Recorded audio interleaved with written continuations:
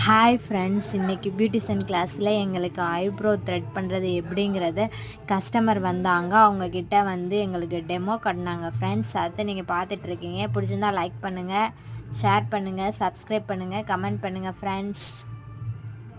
நிறைய பேர் சப்போர்ட் பண்ணிக்கிட்டு இருக்கீங்க, இன்னும் சப்போர்ட் பண்ணுங்கள்.